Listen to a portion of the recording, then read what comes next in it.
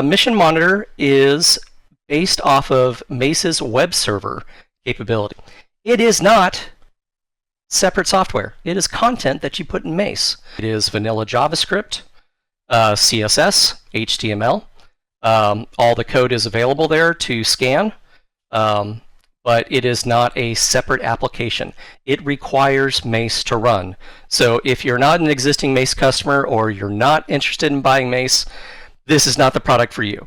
You need Mace in order for Mission Monitor to work. It's integral for it. It's third-party content for Mace. And this is what you're greeted with when you go to missionmonitorindex.html. Now again, this is served on the web server on Mace. For most use cases, you just need one mission monitor. The original idea was to have this on like a large TV somewhere. Well, we can sort by name, we can sort by team. Pretty easy stuff to figure out there. The thing that I'm really proud about, the thing that I think is really cool, is the micro HUD. So you can see in a glance what is going on with all the entities. Now, Mission Monitor Map is optimized for multiple devices, and as I move on here, I'll show you stuff like on a tablet, on a phone. However, I went about this showing that, oh, that's neat. Squirrel. That's a banner tower, by the way, next to my house. So he's taking off and he's going to go fly near the beach, and that's the airfield that's near my house. It's really cool. Every time I look at this thing just makes me geek out like crazy. Okay, and we have a camera footprint, and I'm going to go ahead and zoom in, and I'm going to move the camera around. You can see all that good information there. And I'm going to go ahead and fire my laser, and you can see that my laser is code quad 1, and there it is. A lot of the information that you would normally see in Mace, and well, I haven't said it already, but the problem that I'm solving is there is so much good information inside of Mace.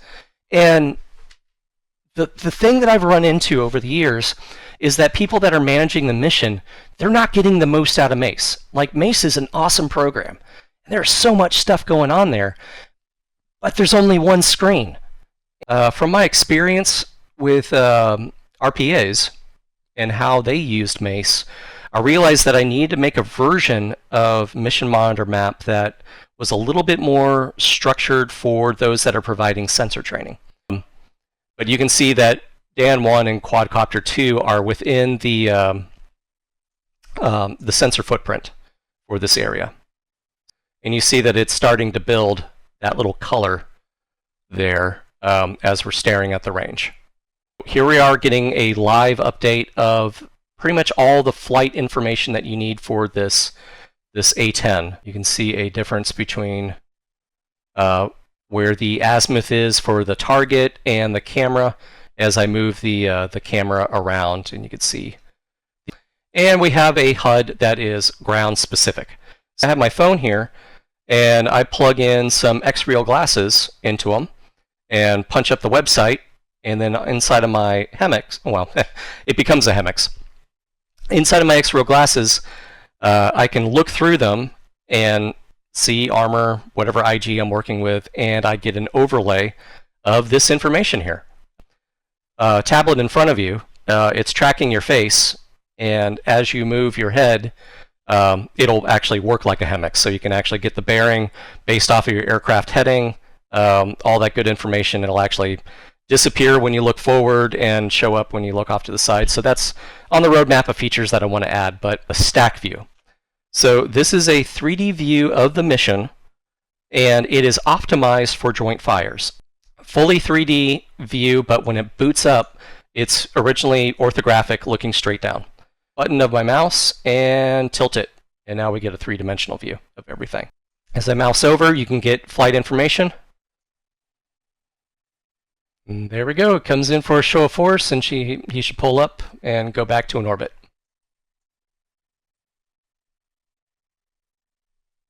It was 5,000 feet. There we go. Pulling up and going back to the wheel. Yay, that worked. All right, there we go. I was clicking on the wrong entity. Look at that. You got a laser exclusion zone that you can see. Pretty neat, huh? So if we were dropping an LGB, you can see where the safe zone is and where you don't actually want to fly in on that heading. So, oh, that's big. Okay, let's make the model smaller.